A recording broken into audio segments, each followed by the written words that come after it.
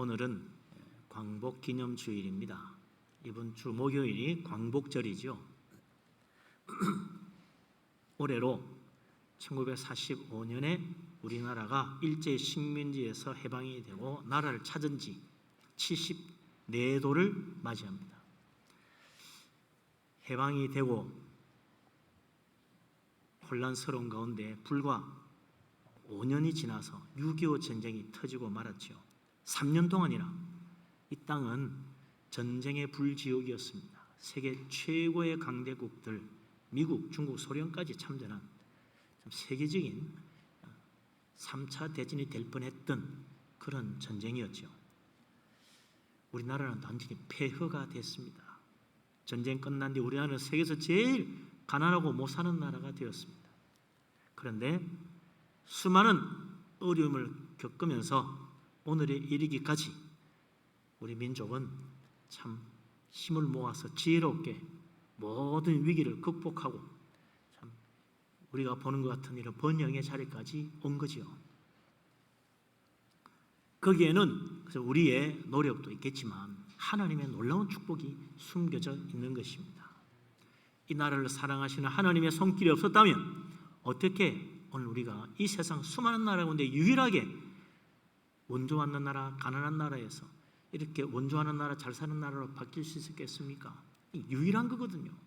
다른 예가 몇 개만 있어도 우리 하나님 은혜가 아니라고 말할 수 있을지 모르지만 이건 정말 하나님의 특별한 축복이 아닐 수 없습니다. 그리고 지난 해방 이후 역사를 보면 그것을 더욱 잘 알 수가 있어요. 해방 이후 우리나라 지도자들 역사에 큰 역할을 한 매우 중요한 대통령들 다 기독교 인물들입니다. 제일 먼저 해방 전후로 가장 존경받는 민족 지도자 중에 한 사람 조만식 장로님. 이름 장로란 이름이 붙은 것처럼 모든 그 삶은 그분의 삶은 정말 신앙적이었습니다. 우리나라 독립을 위해 크게 기여한 이승만 대통령 물론 기독교인이었죠. 나중에 자유당 독재 때문에 좀 이미지가 나빠지긴 했지만 우리나라 독립에 기여한 그것은 엄청나게 큰 거죠. 또 정부 수립 과정, 6.25 전쟁을 위기 가운데 참 승리로 이끌어 나갈 수 있게 한 그 모든 역할에는 이승만 대통령이 있는 것입니다. 결코 무시할 수 없어요. 이승만 대통령은 단지 이름만 기독교인이 아니었어요. 철저한 신앙인이었기 때문에 당시 민간에 만연했던 미신 타파하는 데 가장 앞장섰습니다. 그런 점에서는 오늘날 굉장히 오히려 후퇴되어 있죠. 우리나라는 지금 도로 더 미신이 성행하고 있습니다. 민주화를 위해 일생을 바친 두 사람이 있죠. 김영삼 대통령, 김대중 대통령 둘 다 기독교 인물입니다. 김영삼 대통령 잘 아는 대로 교회 장로였고 김대중 대통령은 민주운동을 하다가 감옥에 투옥되어 있는 동안에 성경을 읽고 기독교 서적을 읽고 하면서 기독교 신앙인으로 바뀌어진 거죠. 대통령이 되고 나서 재임 기간 동안 기독교적인 사랑과 용서와 화해를 실천하려고 했던 사람이었다 이거죠. 그리고 또 이제 한 번 이명박 대통령이 있는데 교회 장로 아닙니까? 당시 장관들은 거의 대부분이 다 기독교인이었다라고 할 정도로 기독교적인 정부를 구성했었습니다. 지금 참 안타깝게도 이전에 기업인으로서 행적과 정치적인 문제가 얽혀가지고 재판을 받고 있죠. 좀 잘 돼서 우리 기독교에 좀 좋은 빛을 나타낼 수 있는 그런 결과가 나왔으면 좋겠어요. 어쨌거나 해방 이후 우리나라 역사에 가장 중요한 역할을 한 대통령들이 다 4명이나 기독교인이었다. 결코 우연이 아닙니다. 정치만 아니라 경제계도 그렇죠. 우리나라 큰 기업의 큰 기업들의 많은 기독교인들이 중심적인 위치에 자리 잡고 있습니다. 이런 모든 과정들 가만 보면 우리나라에 하나님이 일찍이 선교사들을 보내주시고 기독교가 전파되고 나라가 정말 어려운 중에도 전국 방방곡곡에 교회가 세워지는 큰 역사가 일어난 거죠. 수많은 사람들이 예수 믿고 구원받게 되고 정말 나라를 잃은 서름과 아픔 가운데서 예수 믿고 신앙생활하면서 소망을 가지고 위로를 받고 힘을 얻었어요. 민족이 결코 낙심하지 않고 끝까지 이겨나갈 수 있었던 곳에는 분명히 하나님의 은혜, 주님의 복음의 능력이 함께 했던 것입니다. 그리고 많은 하나님의 자녀들에게 하나님이 지혜와 믿음과 능력을 주셔가지고 이 나라 발전하는데 크게 기여하게 한 거지요. 모든 것이 돌아보면 하나님의 은혜고 섭리가 아닐 수 없습니다. 우리 하나님께 감사를 드려야 될 일이죠. 참으로 이 세상 모든 나라의 만왕의 왕이신 하나님, 그 하나님이 이 땅에 이 민족을 사랑하셔서 놀라운 은혜와 축복을 베풀어 주신가 결코 잊지 말고 늘 감사하는 우리들이 될 수 있기를 바랍니다. 아멘. 해방 이후로 우리나라 정치, 경제 모든 분야의 기독교인들이 지도적 위치에 올라서게 된 것, 구한말 나라가 망하고 일제강점기 동안 선교사들, 믿음에 신실한 사람들이 복음과 선교의 씨앗을 뿌린 그 결과로 오랜 세월 동안 싹이 나고 꽃이 피고 열매가 핀 거 아니겠습니까? 이게 그냥 빈말이 아니라 이거죠. 구한말 나라가 정변으로 혼란스러울 때 미국의 의료 선교사 알렌이 활약을 해서 고종 황제와 국내의 여러 신하들에게 신임을 얻게 되죠. 기독교 호의를 가지게 되고 기독교인들만이라도 모여서 예배할 수 있는 그런 허락이 내려지고, 그 뒤에 몇 년 뒤에는 정식으로 언더우드 선교사, 알렌 아펜젤러 선교사가 들어오게 됩니다. 그때부터 이제 우리나라는요 현대식 교육이 시작됩니다. 당시에 여자들은 사실 이름도 제대로 정식으로 가지지 못하던 시대였어요. 그런데 선교사 내려와서 여성 교육을 시작합니다. 병원이 세워지고 의사를 양성하고 의료 선교로 참 한국의 현대적 의학의 길이 열리고, 이 다 기독교 선교사의 역할 아닙니까? 구한말 그리고 일제강점기 동안에 현대적 교육과 지식을 배우고 남보다 앞서서 개화하게 된 이 나라의 지도자가 될 만한 사람들 다 기독교인이 된 게 결코 우연이 아니라 이거죠. 해방 이후에도 우리나라에 계속해서 정치면 정치, 경제면 경제, 예술이면 예술, 교육이면 교육, 거의 모든 분야의 지도자들은 거의 다 기독교인들.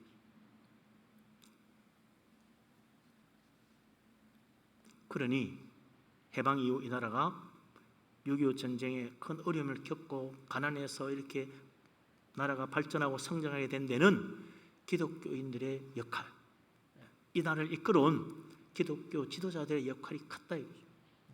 여기 모두에는 우리 하나님은 놀라운 축복의 손길이 있는 거죠.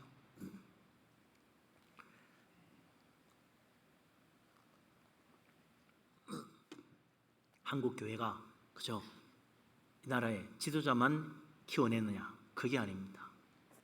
우리나라 기독교는 세계 역사상 유례가 없는 놀라운 성장을 나타낸 특이한 교회입니다. 지난 세기 동안 세계 선교에서 유일하게 정말로 성공한 교회는 한국 교회밖에 없다고 할 정도예요. 그 신학교 가서 선교학, 교회 성장학 배우면 한국 교회의 선교와 부흥에 대한 이야기를 빼면 말을 할 수가 없어요.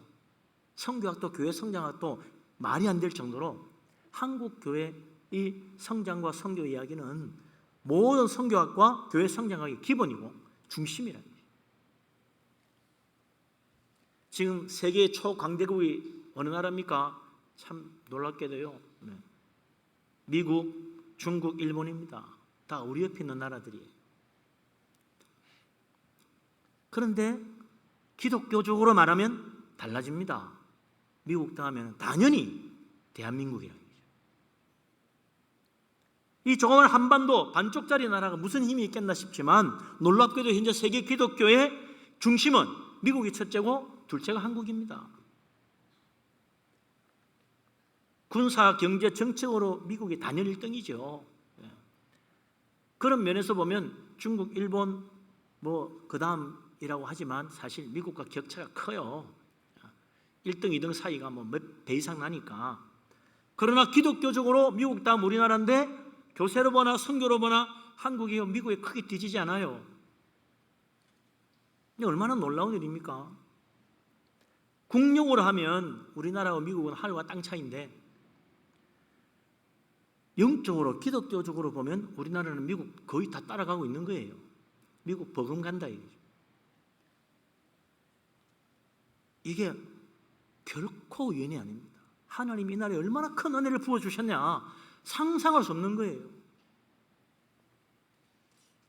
미국의 기독교 역사는 300~400년 되지만 우리나라 기독교 역사는 100년밖에 안 됩니다. 이 짧은 기간 동안에 우리가 여기까지 따라왔다. 큰 은혜죠. 하나님이 이 땅에 성령을 물붓듯이 부어주시니까 이루어진 일이다 이거죠. 하나님 왜 우리에게는 큰 축복을 주시겠습니까? 저번에 이야기했지만 이 동아시아 지역에 한가운데 있는 대한민국, 이 나라만 기독교 국가예요. 이 나라만 기독교가 제일 왕성합니다. 다른 나라는 다 질이 멸렬이에요. 하나님이 정말 이 나라 인민족을 쓰시려는 놀라운 계획이 있는 거지요. 그렇지 않고 어떻게 이런 축복을 줄 수 있겠습니까? 이 나라 이민족을 사용하시려는 하나님의 놀라운 섭리와 뜻을 믿을 수 있기를 바랍니다. 아멘. 안타까운 일은 한 10년 전까지도 정말 우리나라 잘 달려왔어요. 교회도 엄청나게 발전했고, 그런데 2007년에 샘물교회 대학생 중심의 단기 선교팀이 아프가니스탄에 갔다가 탈레반에 억류돼 가지고 인솔 목사가 순교하는 큰 사건을 겪었습니다. 그 뒤로 우리나라 파송 선교사 수가 급격히 줄어들어요. 그래서 지금은 파송 선교사 숫자만 따지면 세계 2위에서 5위로 밀려났습니다.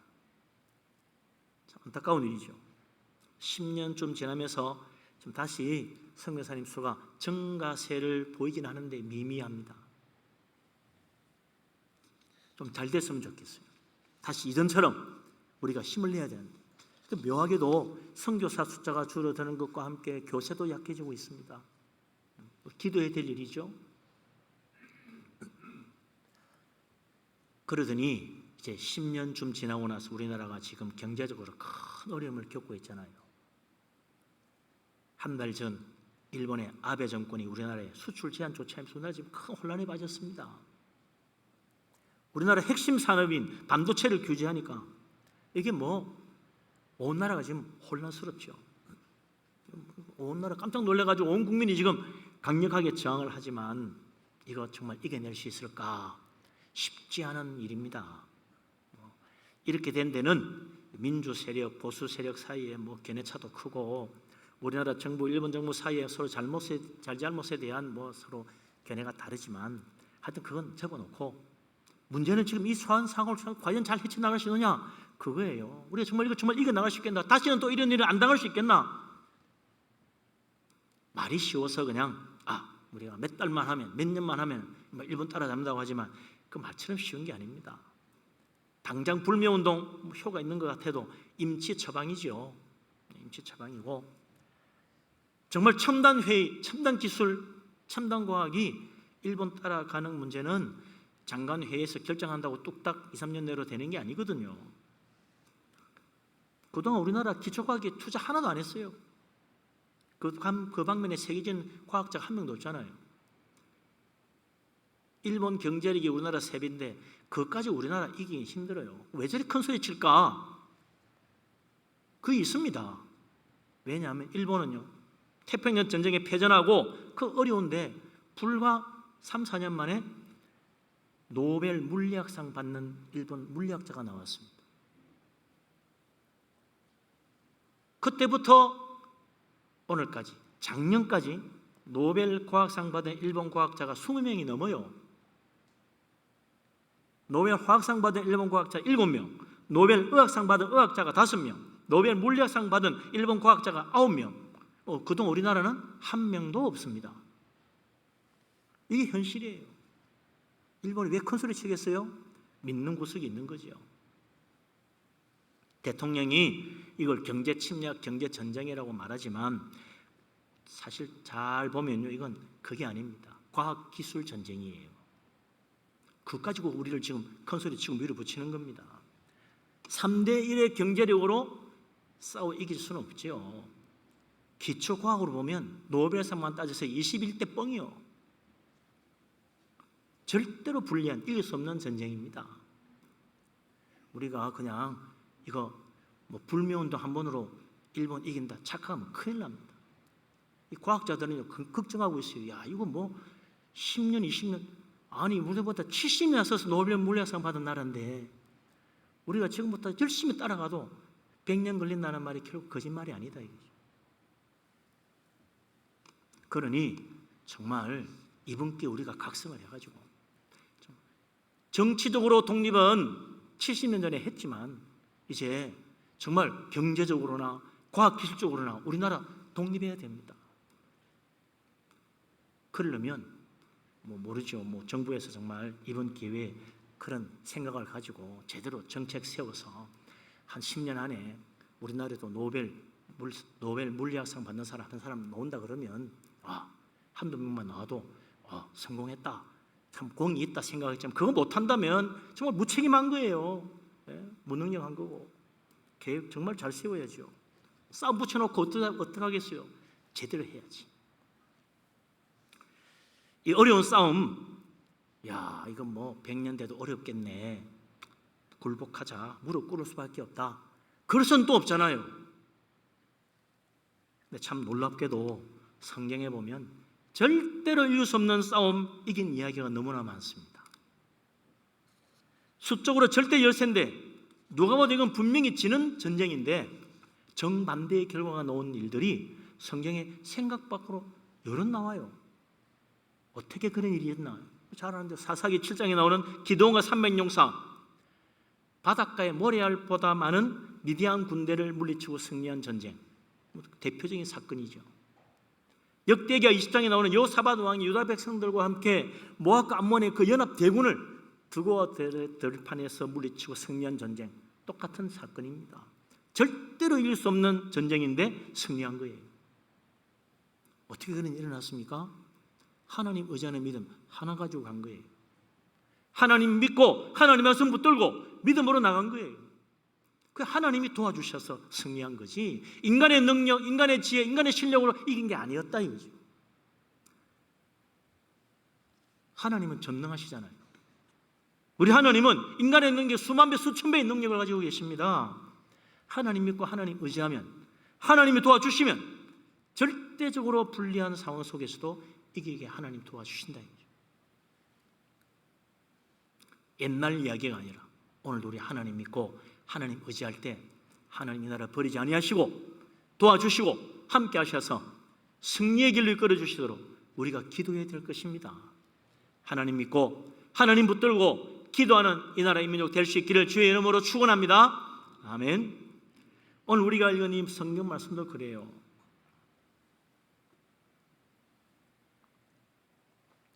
아하스 왕이 다스리던 유다 나라, 당시 아주 큰 어려움에 빠져 있었습니다. 당시 국제 정세가 어려웠어요. 아수르 제국이 세력을 넓혀 나가던 시대입니다. 수많은 나라들이 아수르의 그 군대 앞에 침략을 받고 하나씩 다 무너졌어요.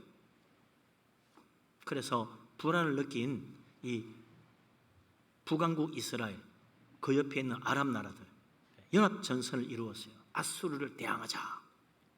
그때 유다는 이 반아수르 연합에 가담하지 않았습니다. 중립을 지키고 있었어요.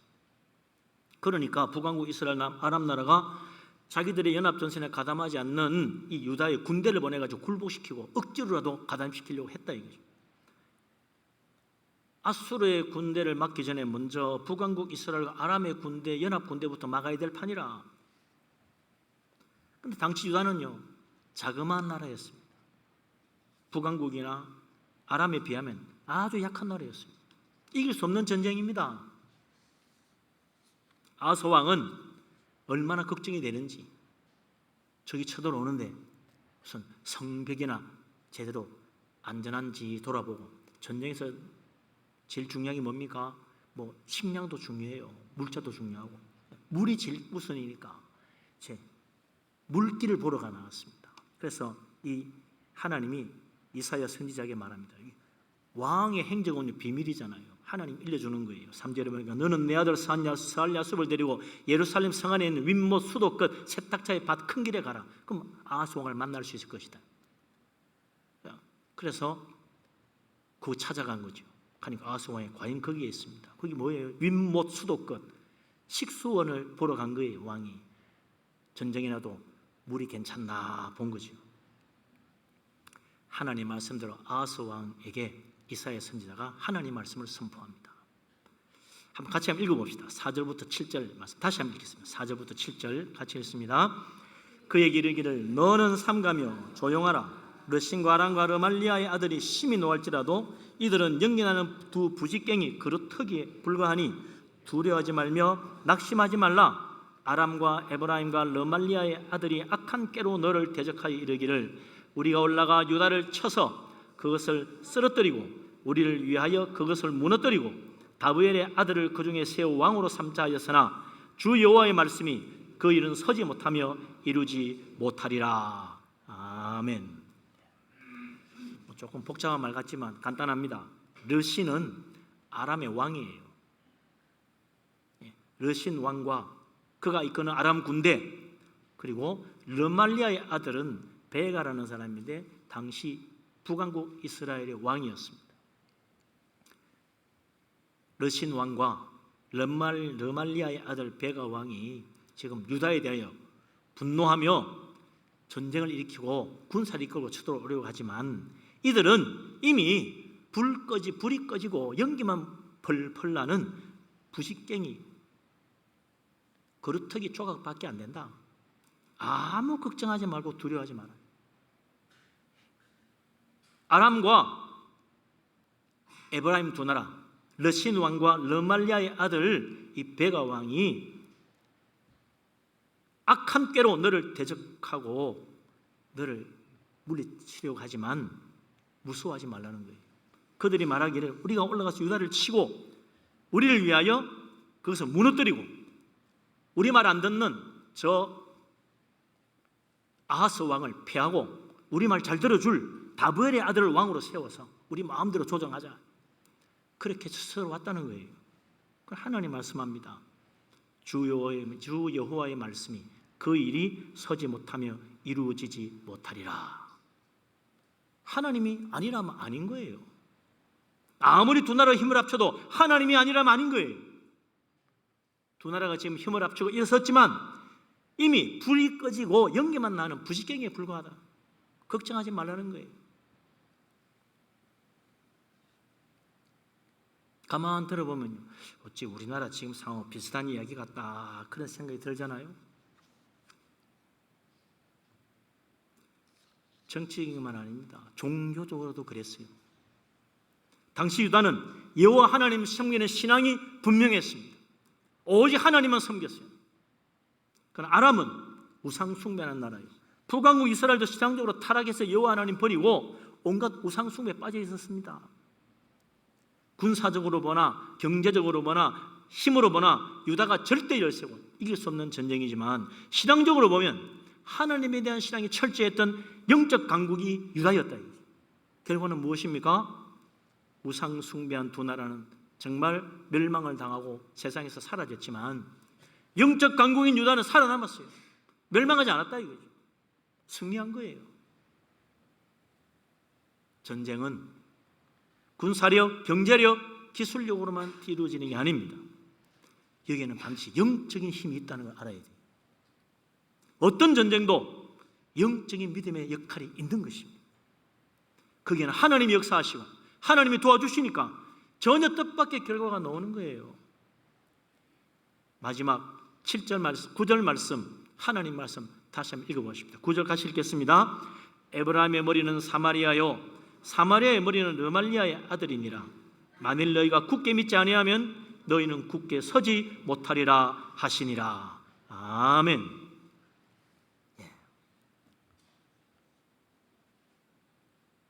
유다 나라 가진 것은 믿음밖에 없지 않냐. 근데 그게 제일 중요하다 하나님 말씀하는 거죠. 다른 거 붙들지 말고 믿음을 굳게 잡아라. 믿음에 굳게 서지 않으면 그 나라 굳게 설 수 없다. 정말 이길 수 있는 길은 하나님 붙잡는 길밖에 없다.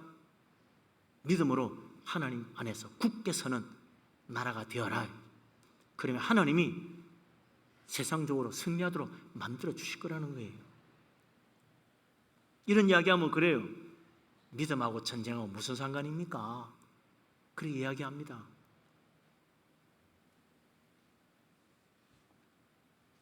믿음은 영적인 것이고 세상은 현실이라고 말합니다. 그런데요, 오늘 이 말씀 뭐예요? 너희가 굳게 믿지 않으면 너희가 굳게 서지 못하리라. 무슨 말입니까? 너 영적으로 신앙적으로 굳게 믿지 않으면 너희 나라, 너희 현실 굳게 설 수 없다. 하나님 믿는 믿음으로 굳게 서야 이 나라도 굳게 서고 너희 현실적인 문제도 해결된다고 하나님 말씀하는 거예요. 세상은 영적인 것과 상관없는 게 아닙니다. 세상 모든 일은 영적인 것과 깊은 연관이 있습니다. 신앙적인 것과 다 연결되어 있어요. 신앙적으로 바로 서면 우리 인생의 문제도 해결되는 거예요. 이 나라가 신앙적으로 바로 서면 하나님께 축복받는 거예요. 그러나 우리가 영적으로 바로 서지 못하고 신앙적으로 바로 서지 못하면 우리 가정에도 어려움이 오고 내 인생도 흔들리고 이 나라도 넘어지는 것입니다. 어디에 소망이 있습니까? 하나님밖에 없어요. 이 나라가 74년 전에 해방된 것도 하나님 은혜 아니면 불가능했습니다. 한국 교회가 정말 그 당시에 살아 있었어요. 능력이 있었고 믿음이 있었어요. 뜨거웠어요. 기도할 줄 알았어요. 지금은 많이 식었습니다. 열심도 뜨거움도 열정도 너무 많이 식어버렸어요. 기도의 열기도 너무 많이 식어버렸어요.